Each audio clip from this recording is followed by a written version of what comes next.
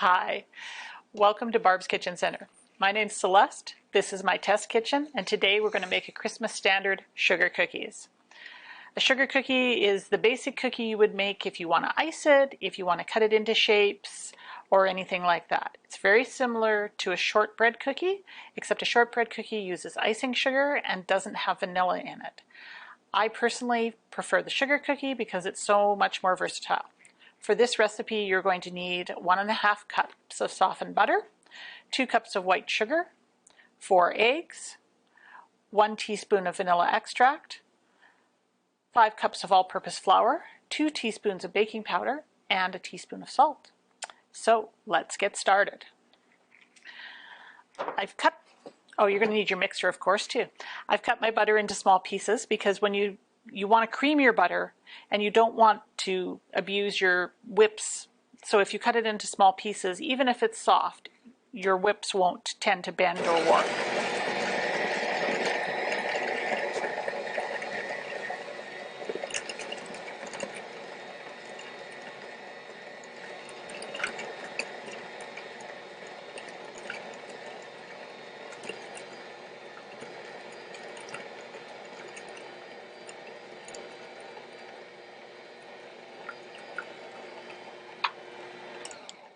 All right, to the softened butter, we're going to add 2 cups of white sugar, and we're going to cream it till it's nice and fluffy and a little lighter color.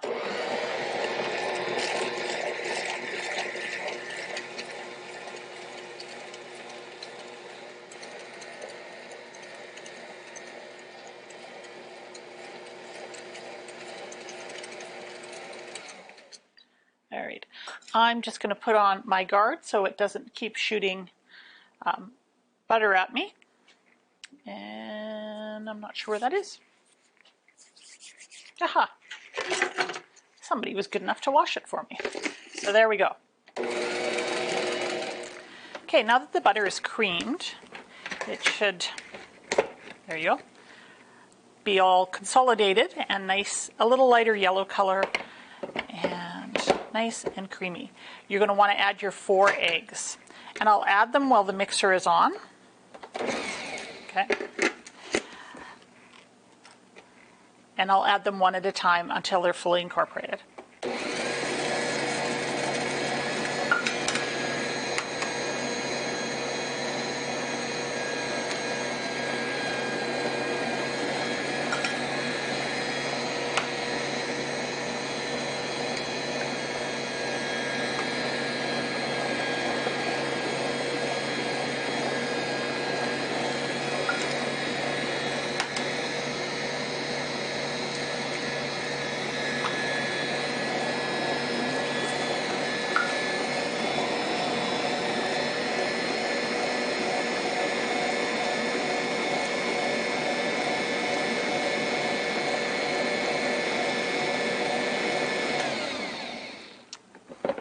All right, now we have a nice fluffy mixture, and we're just about ready to incorporate our dry ingredients. With my dry ingredients, I have the 5 cups of flour already pre-measured, and I'm just going to add my 2 teaspoons of baking powder, always baking powder. 1, 2, I'm going to add 1 teaspoon of salt. And with the basic sugar cookie recipe, it is just literally a sugar cookie. It has no flavor at all added to it. So I like to spice it up a little bit with some sort of flavor. I'll sometimes use anise. This year my favorite spice is cardamom. So I'm going to add a little bit of cardamom, just a teaspoon. You can go less if you're not a huge fan of and don't want such a strong cardamom flavor. And I'm also going to add some orange zest,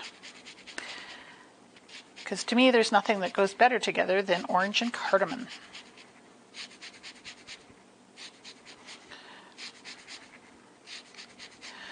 And when you're zesting your orange, you want to zest it over over where you're going to incorporate it. You don't want to zest it separately, like on a cutting board or something, because there's a lot of oil in the rind, and you want all of that oil in your mixture because that's where a lot of the flavor comes from. All right, so I have a close to naked orange.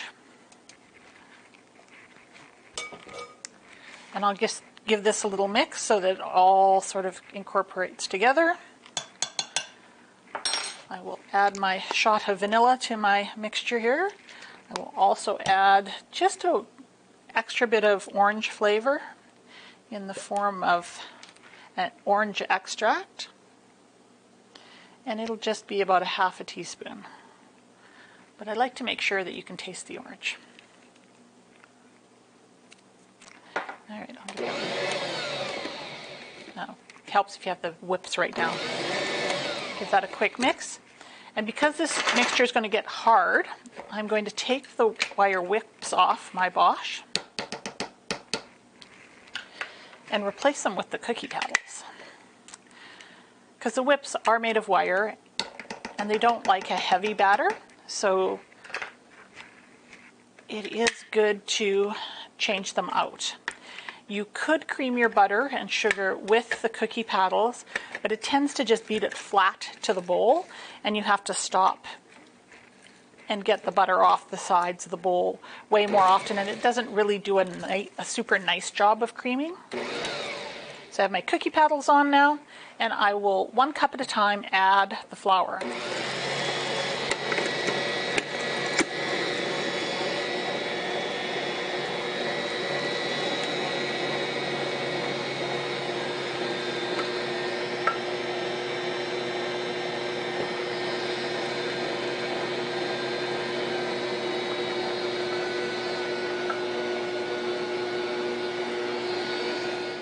All right, my my dough has come together. You don't want to beat it a long time. You just want to beat it until the flour is incorporated into the batter. Now, okay, we'll take these guys off first. They're awesome. They keep everything scraped off the bowl. There we go. Sometimes the dough fights back, but there we go. It is quite heavy, but it's very, very soft. And at this point, if you were to try and roll it out, it would just sort of become a mucky, mucky mess. So here you go. And you can see how very, very soft it is. You could roll it out now, but it would be really difficult, and you'd probably wind up incorporating way more flour than you actually want. So what I do is I divide it into 2, or in the case of another day, when I have helpers in the kitchen, I'll divide it into as many sections as I think I will need to let everybody make their own cookies. I'll put it in a bag, and I'll refrigerate it for at least an hour. So, and then it'll be a firmer, more consolidated dough. It'll at first seem like it's too stiff to work with, but as soon as you start rolling it with your rolling pin, it'll soften right up and make you the most beautiful cookies. So once I get this all cleaned out, which I'm guessing would be so much easier if I just grabbed a spatula.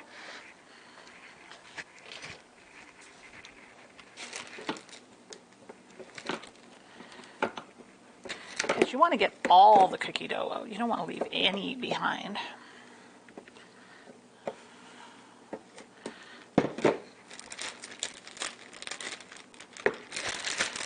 And as much as I'd like to encourage people to eat raw cookie dough, because there's nothing better than cookie dough, you really shouldn't, because it does have raw eggs in it, and you're never sure whether or not the eggs you have may or may not have salmonella, which in the baking process will be eliminated, but if you were to eat it raw, it might make you very, very sick.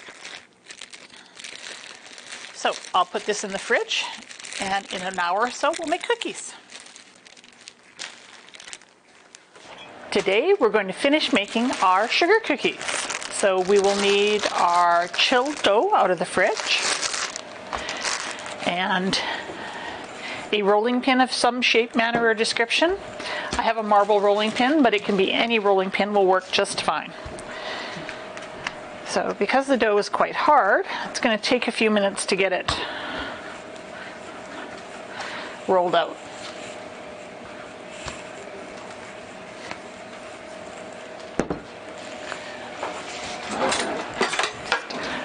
Break it into a slightly smaller piece.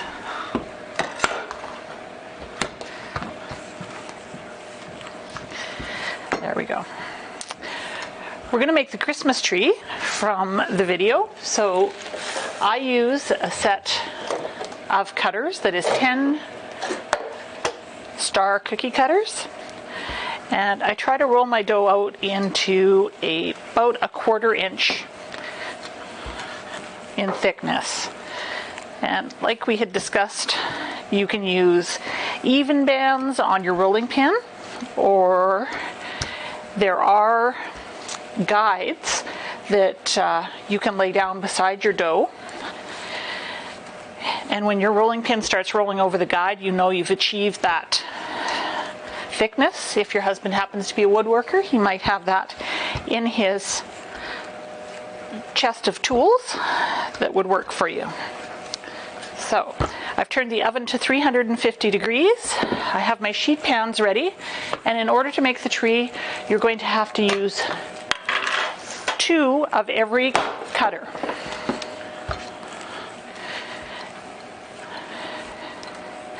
And just as a tip, if like me you prefer to roll your stuff out on a plastic cutting board, if you put a damp cloth underneath your cutting board, it will not roll away on you. It'll be very stable. So I'll start with the largest one.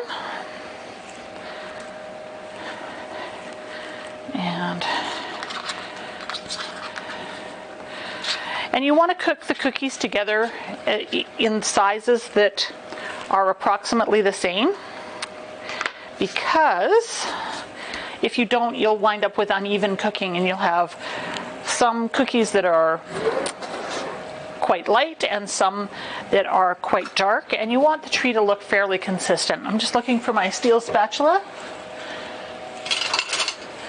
to help me lift it off in approximately one piece. There we go. Because you want to try to keep all the stars relatively the same. Hey, I should grease that pan, or else my cookie will stick to the pan. There we go. There's one star. And now, and of course, as I make the cookies, the dough will gradually get a little softer because it's been out of the fridge now. Clean up my mess. There we go.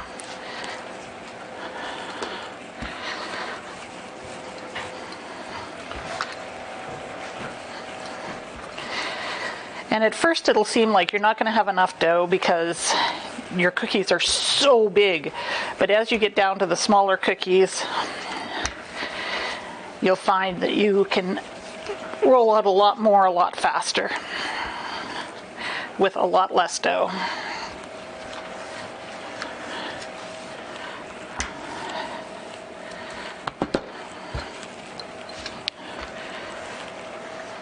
There we go.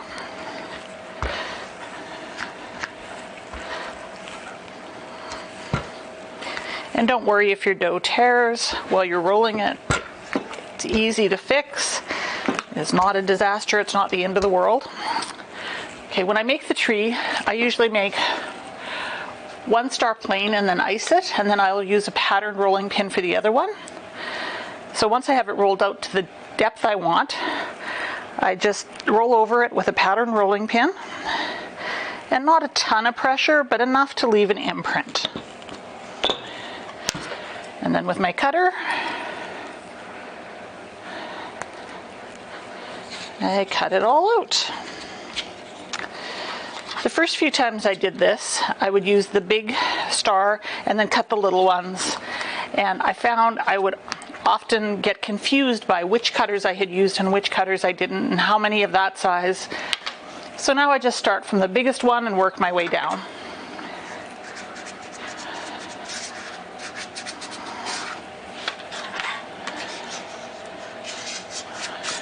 we go. And there's my first 2 stars.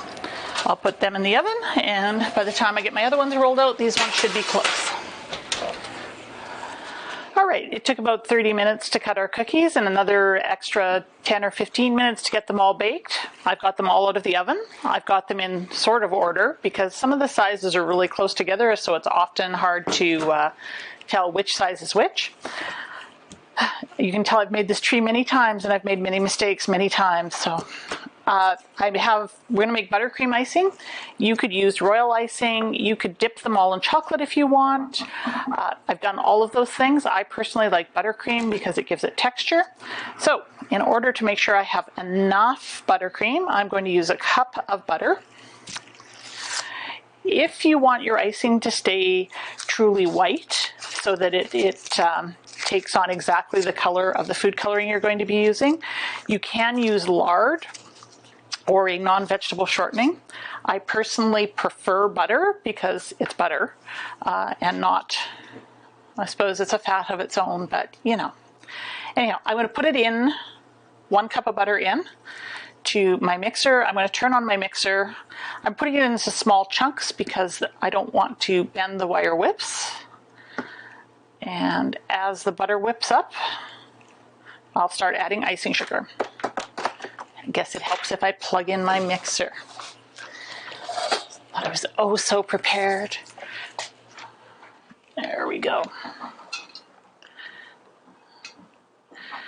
The equipment really does work. I just have to remember to do all the pieces. There we go. See, it works.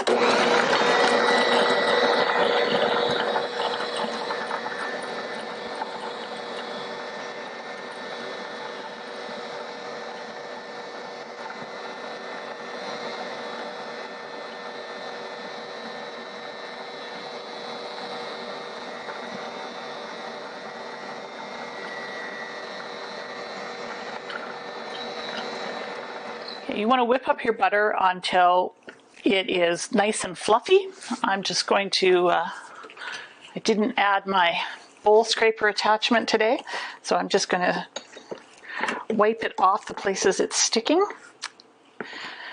If you whip this long enough, it will take most of the color out of the butter, and I would recommend unsalted butter. Not that you would taste the salt in your icing if you use salted butter, but you don't really, you've got all that sugar, why add the extra salt? Salt is a flavor enhancer, so a little bit wouldn't hurt, but I personally don't like it in my icing. For every half cup of butter or shortening that you're using, you're going to use 4 cups of sifted icing sugar. I had pre-sifted this. If you want to, you can sift it straight into the bowl. But because this has been pre-sifted, I'll just add it. And I always add it with the mixer running. At points, it's going to seem very, very dense, but it will soften up. Sorry, just looking for my rim. Oh, it's probably in the dishwasher. That's okay, I'll go without it. And a little.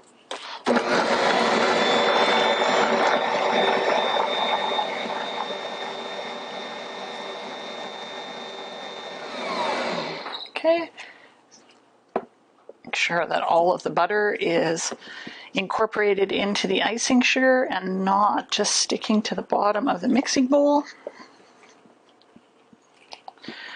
Ever so much fun.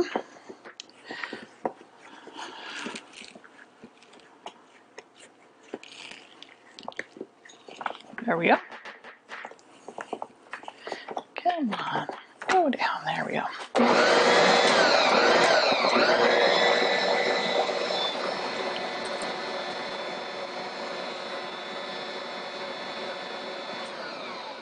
All right. So, still quite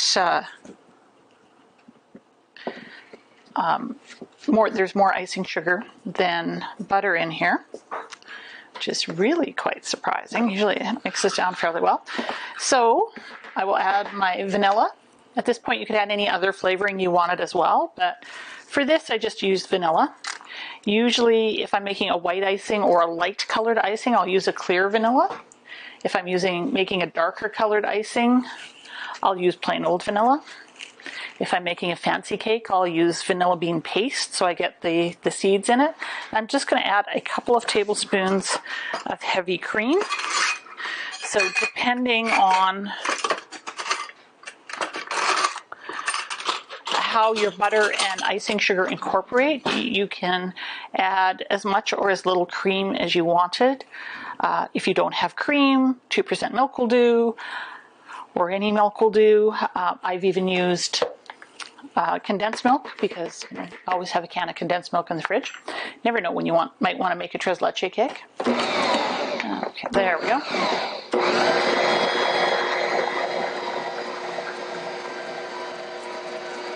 There we go.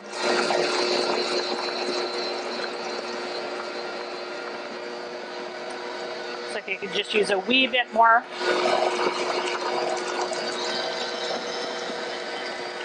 I throw icing at the cameraman.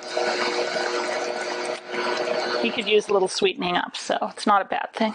Not a bad thing at all. Okay, add a wee bit more. And I will also add my food coloring so that I'm going to make my tree green. You could make it blue, you could make it white, you can make it multiple colors.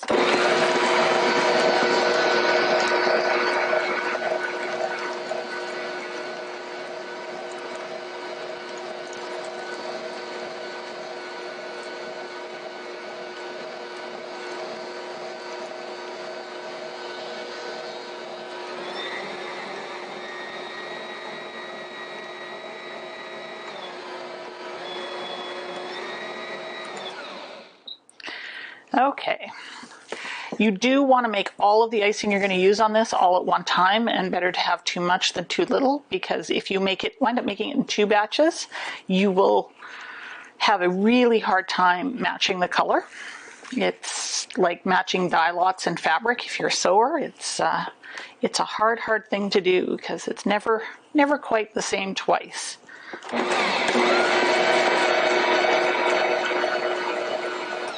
All right,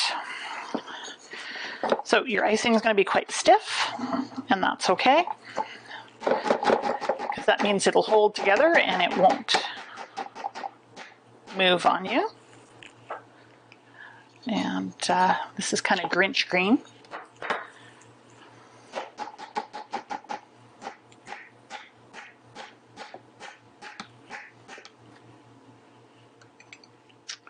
This is where you call the kids to lick the batters if they're handy.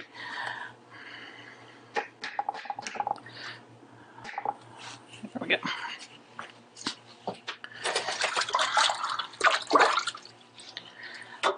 All right, somebody stole my towel. There it is. Too many people in the kitchen today.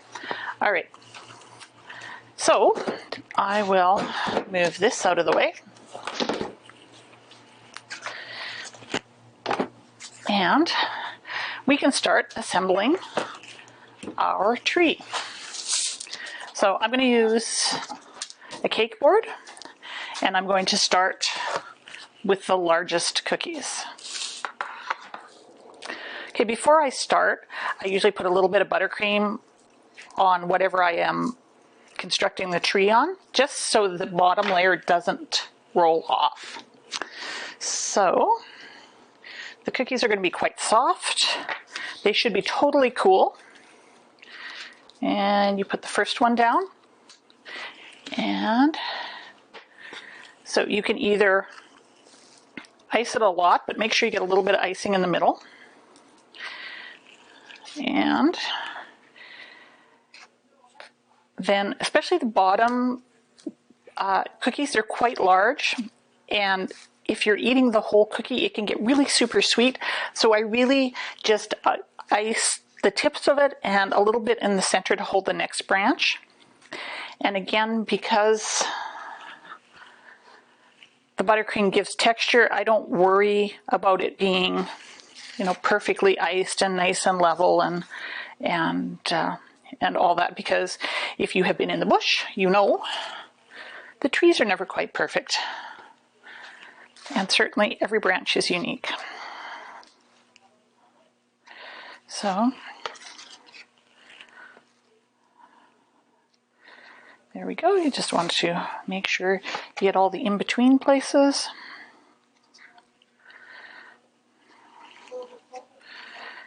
And there we go.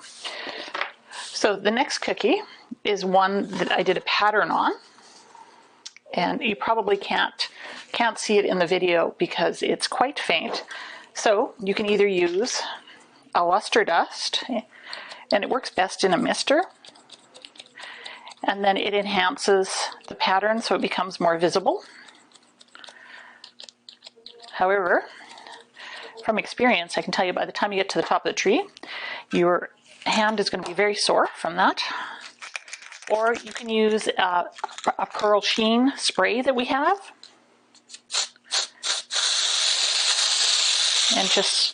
And again, it'll enhance the pattern.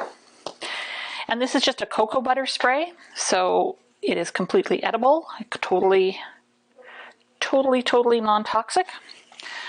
So again, I will put just a dollop of buttercream in the center. Take this cookie pan away. And here are my second sizes. Again, I'm going to look for the one without the pattern. Even with a pan spray, the cookies will stick a little bit, so it's nice to have a spatula to get underneath the cookie so you can lift it off and not break it. I will often make 3 of every size cookie just to make sure that I don't, if I break a cookie, I have a backup cookie. And you should have enough cookie dough to do that.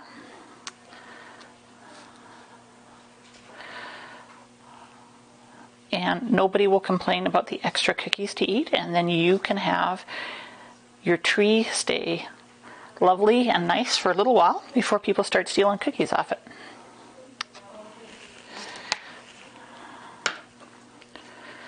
Okay, come on.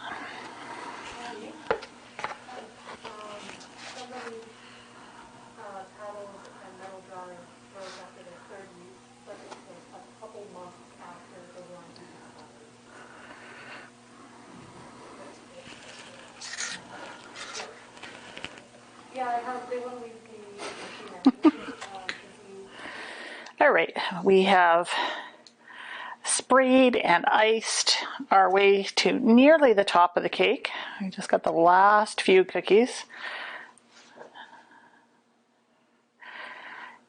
And need my icing to stick.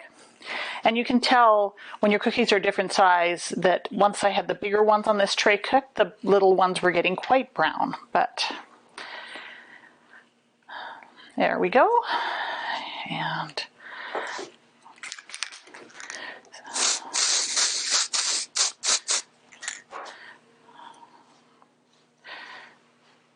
this guy on, and this is the unpatterned one. So I need a dollop of icing. Ideally, you'd wait till the cocoa butter spray was dry before you added the dollop of icing. But for video's sake, stay. Oh, my fingers are getting sticky too. There we go. Stay. And on this one, I put a ton of icing because I need the next one to stick really well. So,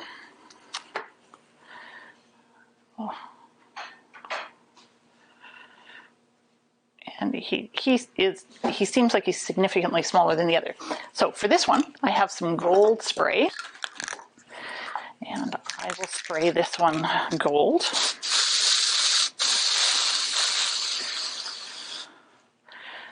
And stick him on top. So there you have your edible Christmas tree using cocoa butter spray, icing sugar, and sugar cookies. So what we did was a basic Christmas tree. If you wanted to add more embellishments, you could use crisp pearls. You could sprinkle with contrasting sanding sugar. Sanding sugar is not going to disappear in your icing.